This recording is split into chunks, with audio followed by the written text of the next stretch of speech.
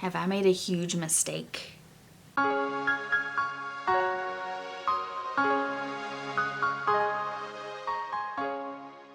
Hey y'all, it's Amanda from overyondercrochet and welcome back if you are coming back, and welcome if you're new.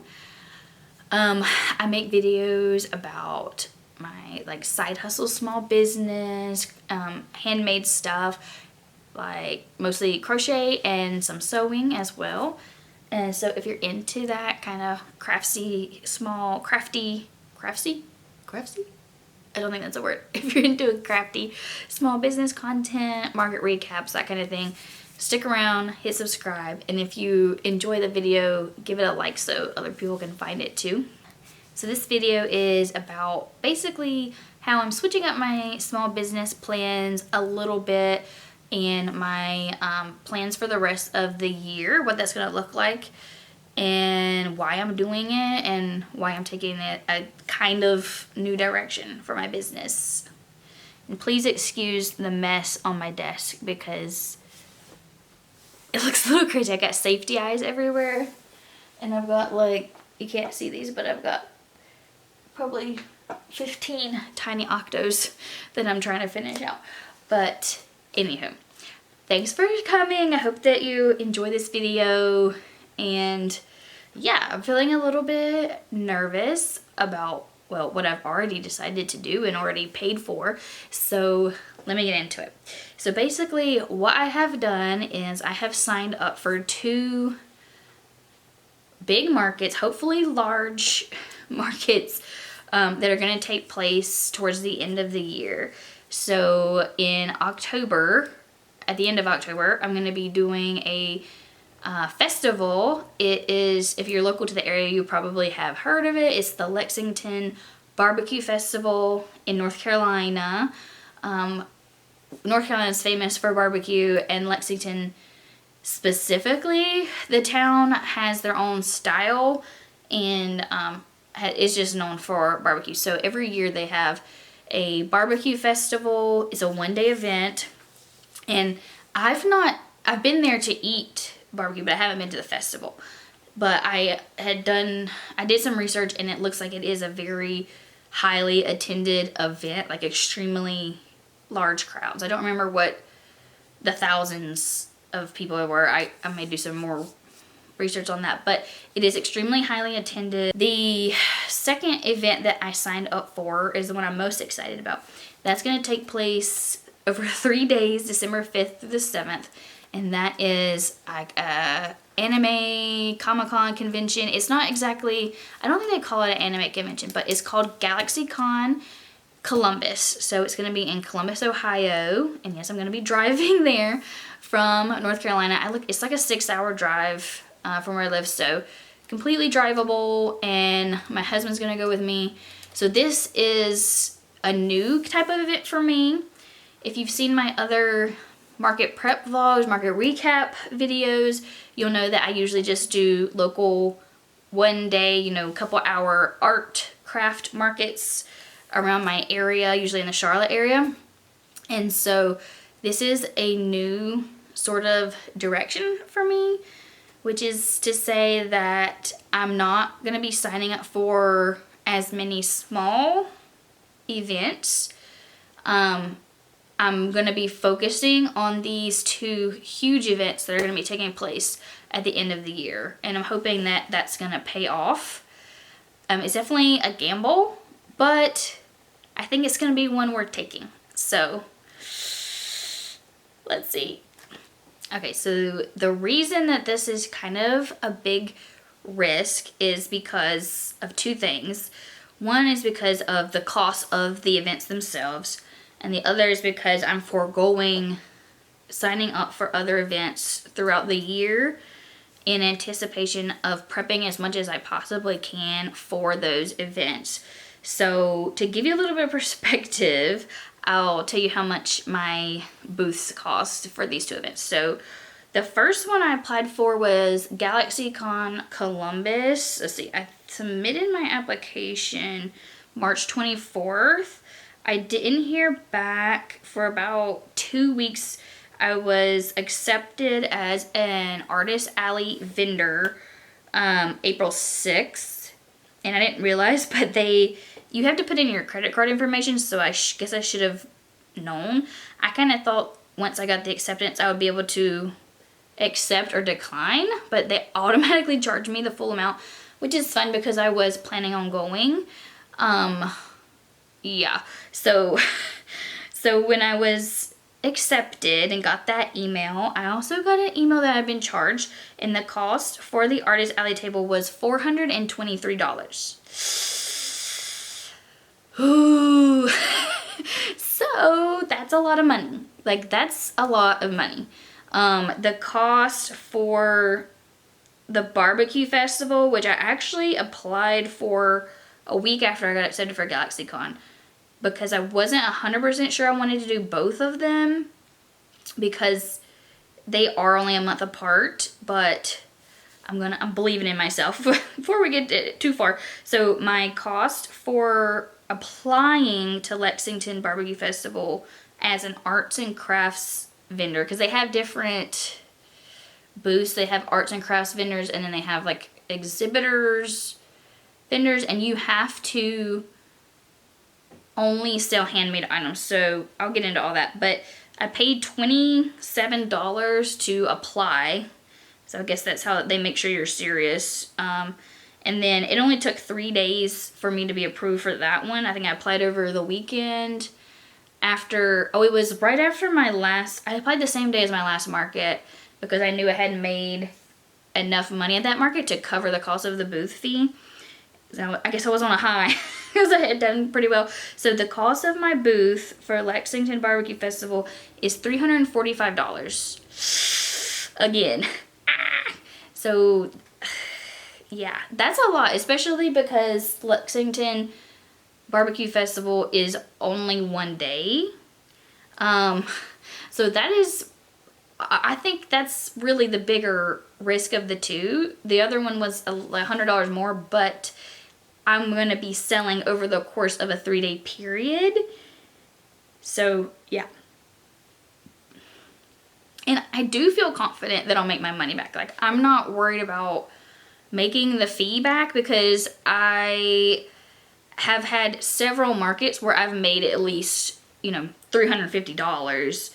So I'm not thinking, oh, I'm not going to make my money back. I'm just hoping and crossing my fingers that the amount of effort that I'm going to put in is going to be worthwhile. The return is going to be worthwhile. So that's what I'm looking at. So what is that, like $750, something like that, in fees. Almost $800 in booth fees that I am paying. So most of my events that I do are between like $60 to $100 fees.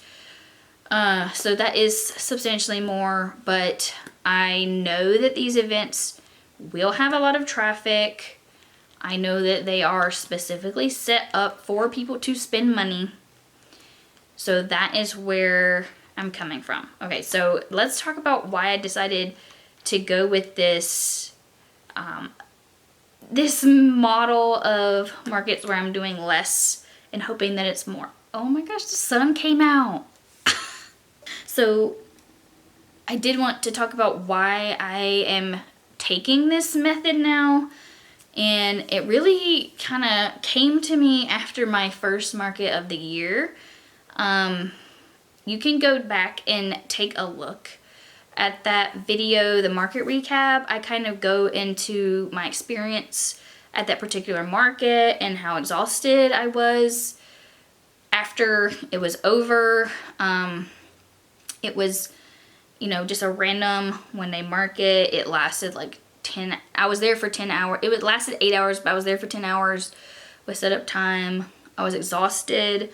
I knew that I was going to have another one in a month or less. And I just, kind of had this realization while I was there that even though I made a good chunk of money, I didn't feel like I wanted to do this every month necessarily and just be gambling about whether I'm gonna make any, I mean, I always make money, and I've never had a situation where I didn't make my booth fee back.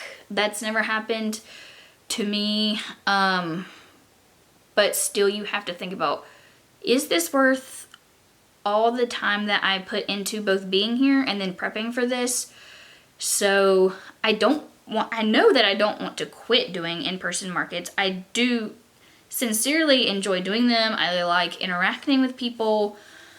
It's really gratifying to have people, you know, gush over all your items and say how good your items are, and they, you know, they love your stuff. So that is really satisfying. I'm not stopping markets by any means. It's just, I just feel kind of exhausted after them. I'm an introvert, and it is very socially draining for me to do these markets and just, you know, come away with like $200, you know, which is not, I don't want to say it's like, that's nothing, but you know, and when even if I make a couple $100, if I've paid my booth fee and, you know, I have to think about taxes at the end of the year, then really what, you know, what amount of money have I actually made from spending an entire Saturday away from my family? And so that's one of the other reasons that the first one is the like exhaustion and the risk that is involved with doing these random in-person events that you're not confident about. And then the second one is just spending time away from my kids. So what I've been doing is signing up for a market each month. And I think that's a sustainable amount of markets for me as far as making product. I took time off after Christmas until April. No, it was late March. It was March 22nd. So I took time off and I didn't do any markets for the first almost 3 months of the year.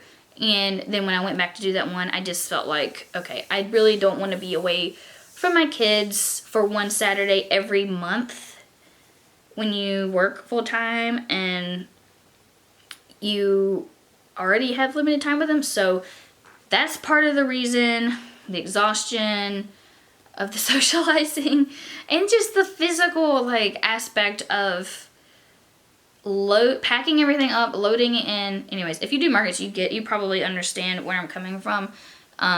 If I was single or just married without kids, I think it would be easier. I wouldn't feel guilty about being away, but that's where I'm at. And so the third reason that I have decided to lower the amount of markets that I'm doing is to put some more novelty into my my creativity, my making crafts, my crafting. So it's specifically with signing up for GalaxyCon. Yeah, and I just think that's gonna really be fun. I mean, I'm already having fun. I'll tell you about all the patterns that I bought. But I just think it's gonna inject some fun into my makes because I'm gonna be making specific, you know, items that I think people will like, but also that I like, both at the same time. So it's not making, you know, 100 of these octopi over and over and over necessarily. I think it's gonna be fun and it's gonna be a new challenge. So I'm really excited about it. I'm really excited. So what do I have coming up? So what my schedule looks like is it's like mid-April right now, mid to late April. I have an event this Saturday, and that is at it's new to me. I've worked with these organizers before, but I'm hoping the weather holds out. It says there's like an 80% chance of thunderstorms. I don't know what's gonna happen, but I have one at the end of April, and then I have one, I don't have any in May. I did sign up for another local festival in June, so that's June 7th. I'm signed up for the Liver Mush Festival in Marion, North Carolina. I'm excited about that one as well. So part of what I'll be making, any stock, I guess I'll have like two categories of inventory. So I'll have like inventory for the festivals, liver mush and barbecue. That sounds funny. And if you're confused about liver mush, if you don't live in the southern part of the United States, you might not have ever had it. It is, I don't even want to say what it's made of because I couldn't tell you. I know there's liver involved and it's pork. Sorry if that's gross, but it's mushed up with cornmeal. Sorry, maybe I should have put a trigger warning. But I think it's delicious, but I think it's one of those things where if you grew up eating it, then you think it's delicious. That was a tangent, but anyways, that's the festival. It's the Liver Munch Festival that I'm doing on June 7th. So that and the barbecue festival should have the same type of inventory. So I'm going to be stocking up for both of those at the same time. And then, you know, whatever I run out of in June, I'll restock for October. So it's April now. I've got 6 months until the barbecue festival, and then 7.5 months until the, I keep wanting to say anime convention. I know it's not specifically anime. It's like all pop culture. GalaxyCon is a festival of fandom, and they celebrate comic books, pop culture, sci-fi, fantasy, anime, gaming, cosplay, and more. So, and if you're familiar with it, yes, there is one in Raleigh, which is closer to me. But it was already, like the signups were already well gone. So if this goes well, I will probably look at signing up for that one instead of Ohio, because obviously it's a little bit, it's not, I mean, it's still a 3-hour drive for me to go to Raleigh. I don't hate Raleigh. I hate driving in Raleigh. But anyway, that's, I don't even know about Columbus, might be just as bad. I don't know. So as I was saying, I'll have 2 different kind of inventory stocks. One for the 2 festivals and then one for GalaxyCon,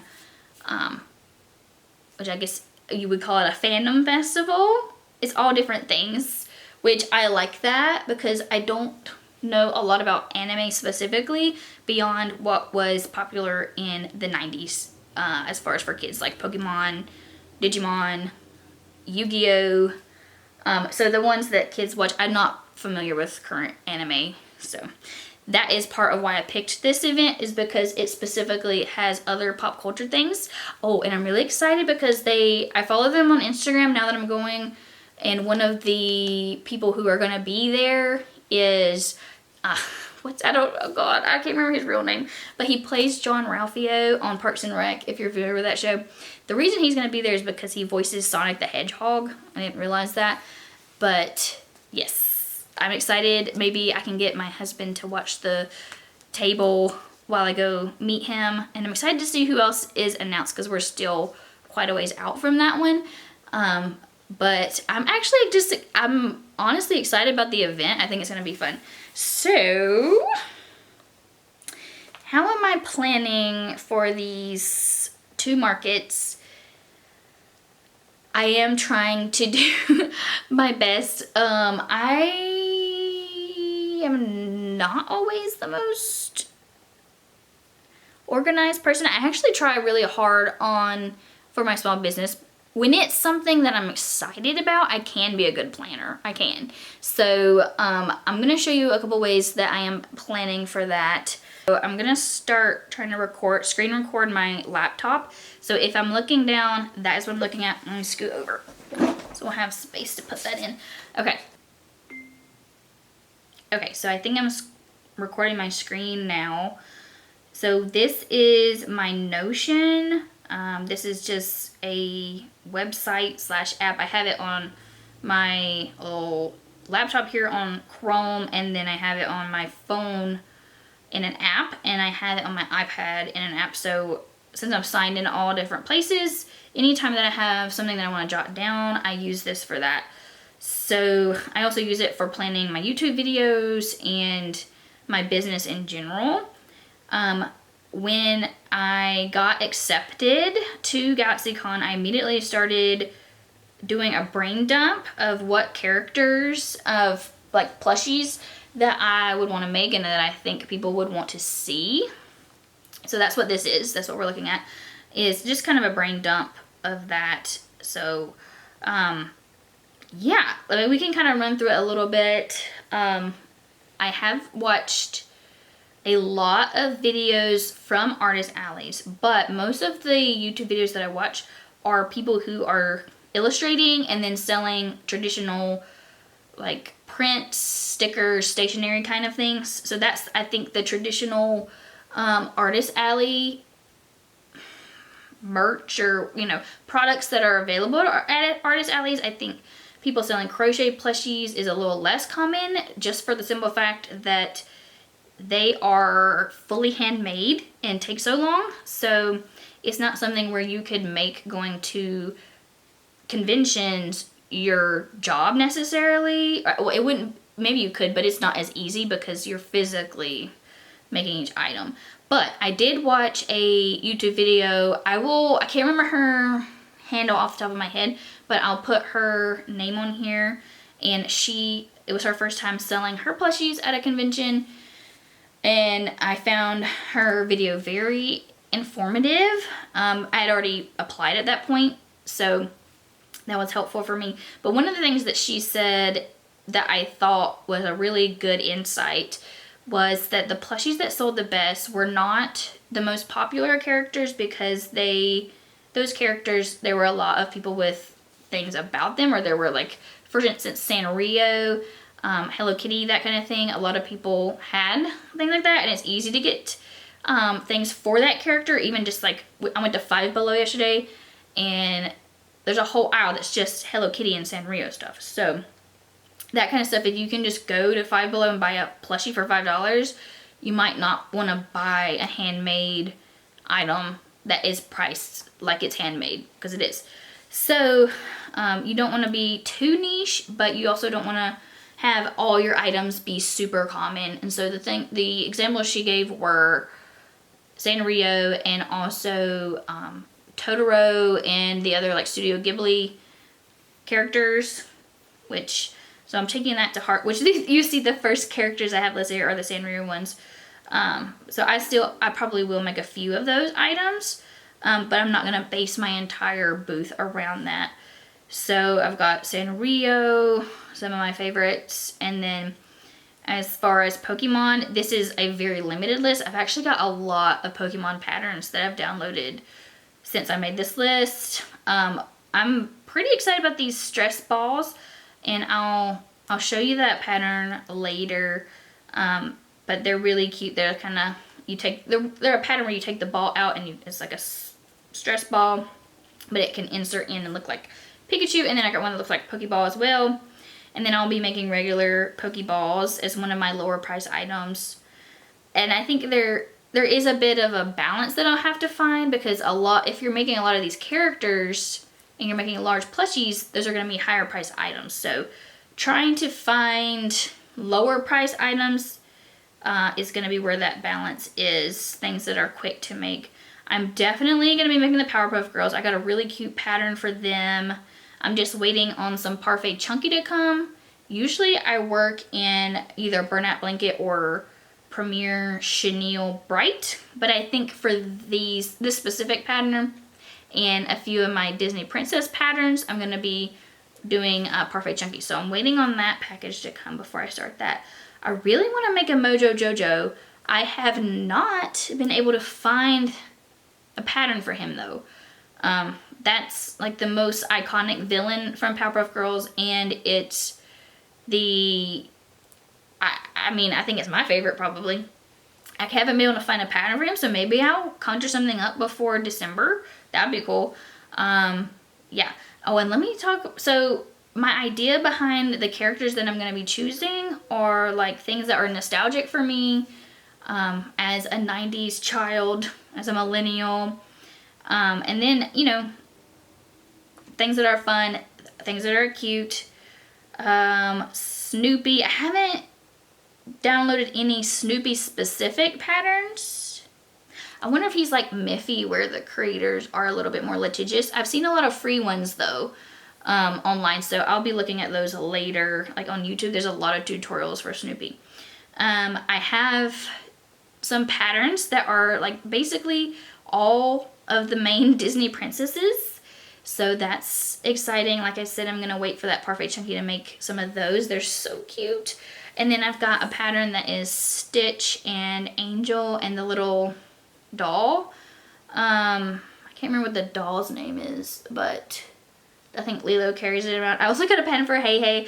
So as far as various other items, Care Bears, I've already started on one of the Care Bears. It's the green one. It's, oh gosh, I just looked it up. It's like Wish Bear, I think. He's got a shooting star on his chest. So I've started on that one. That's the first thing I'm starting on where I'm like holding it back for this event. And then I've got 2 different patterns for the Shrek characters. I've got one that's more of a doll that would take more time. And then I've got one that's more of a no-sew. And so I've got those. Totoro. I am going to make some Totoros. I know they may not. I don't know. But Totoro is very popular. So I don't know if it'll sell. I don't know. Sprites, that's also from Ghibli. Those are really small, so I'm going to make some of those. Perry the Platypus. I already made one of them. Let me show you. So this is my Perry. Oop. This is a bigger one. This is a pattern that I got on Etsy. I also just downloaded a pattern of a smaller version, which I think I'm going to focus on. I may still make a few more of these. But I am going to, actually, I'm not going to hold this one back. I'm going to take this to my market this weekend. See if anybody wants it. But we shall see. Oh, I've dropped a possum. And then Spyro. That was one of my favorite games as a kid. I also want to find like a Crash Bandicoot pattern or come up with one. I can't find one. That was also one of my favorite video games. So I'm sure it is for other people of a similar age group. And then I have some ideas for non-characters. I have Boba's, that I already have a pattern for that. I got a pattern that's not a random frog with skirt. That is because I already have a pattern. That's that. I haven't made it yet, but it's really cute. Like a really cutesy frog wearing a skirt. And then I've got Jellycat inspired. There are so many free patterns on Instagram and YouTube for Jellycat inspired things that I'm kind of working through for a different video that's going to be free patterns. I already made a cloud, if you saw.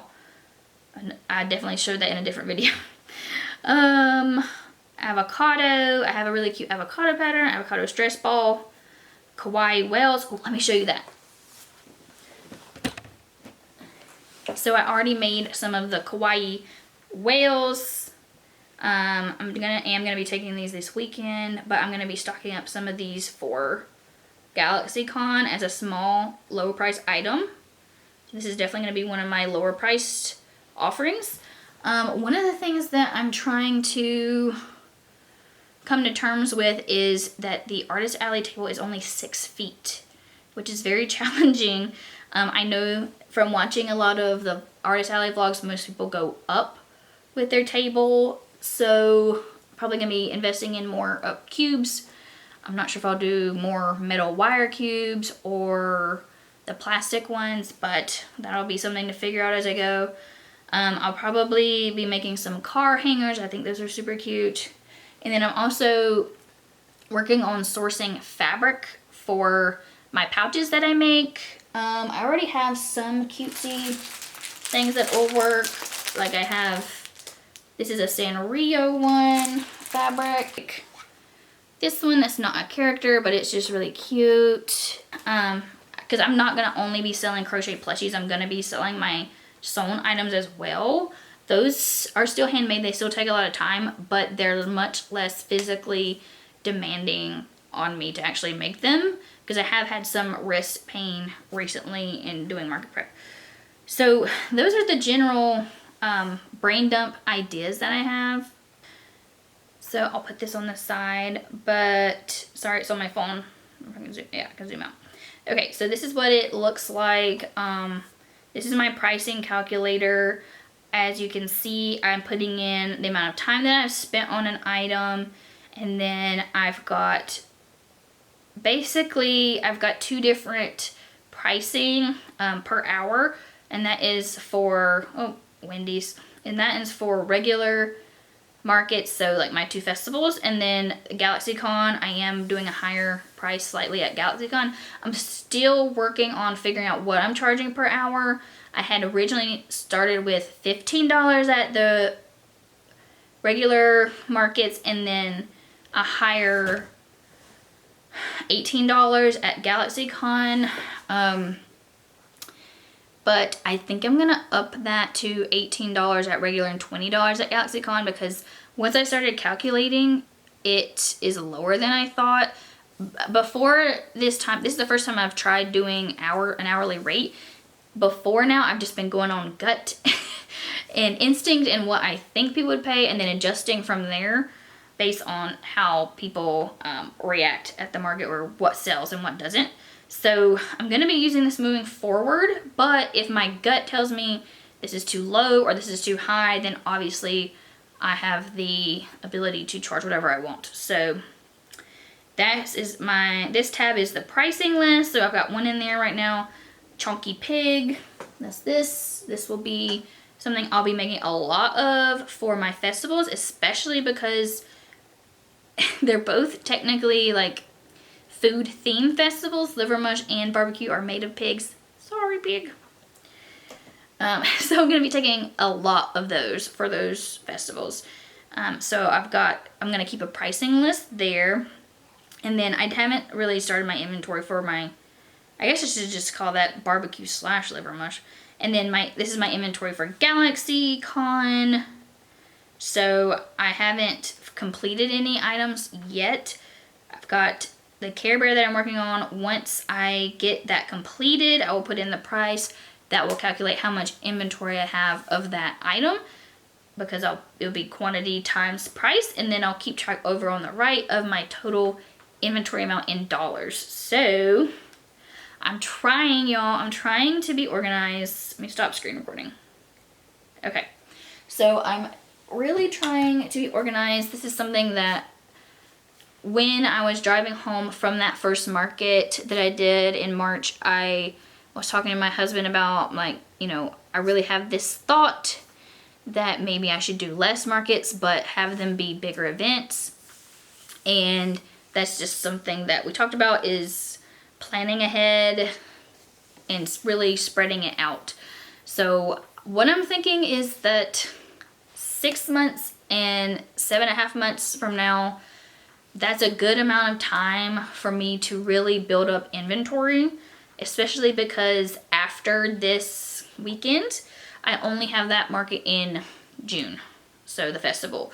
Other than that, I will be fully prepping for the barbecue festival and GalaxyCon. So I'm really excited. I'm kind of nervous. I already know that no matter how much I make, I'm not gonna feel like it's enough. So I'm trying to tell myself that, like, you can work super hard, you can make, you know, $20,000 of inventory, and you're probably still gonna think, oh, I could have done more. And I know that's the case, but I'm just trying to be as productive as possible while also being a normal human being and being a good parent and wife. So fingers crossed for me. This video ended up being a lot longer than I thought it was gonna be, but if you stuck around, thank you. My final question, well, my only question for y'all is, if you go to conventions that are kind of like GalaxyCon, whether that be comic conventions or anime conventions, pop culture conventions, what would y'all like to see? I mean, obviously, I'm trying to keep my joy in making things, and so that's why I'm focusing on things that I would like as a, you know, 31-year-old person who grew up in the 90s, early 2000s, and was consuming all of these characters that I mentioned. But I still want to know what everyone sees, regardless of what age you are. If you're the type of person that goes to that event, if you, not that specific one necessarily, but if you enjoy going to conventions, let me know what you would like to see. I'm gonna try to keep a wide price range, both lots of smaller items and then also the bigger, more intricate items. So drop a comment. Let me know. Also, if you've done this kind of like 3-day event before in a artist alley where you have to, this is a different kind of display challenge for me. So I'm going to be thinking about that over the next few months and figuring that out. Drop a comment if you have advice. But anyways, thank you for watching. If you're here at the end, like, you're awesome.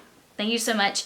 Yeah, so what you can expect from me going forward is less market vlogs, which is kind of a bummer because those do the best, if I'm being honest. Like, those get the most views, but it is what it is. I think this is the best option for me at the moment, and we'll see how it goes this year, and then if it's a disaster, we'll pivot from there. But I'll be doing lots of prepping videos, showing y'all what I've been up to, how much I've been making, and I'm hoping that there's going to be a large dollar amount of inventory that I've made and a large amount of profit at the end of the year. So, but thank you for watching. Subscribe if you haven't already. Like the video, and I'll see y'all next time. Toodaloo!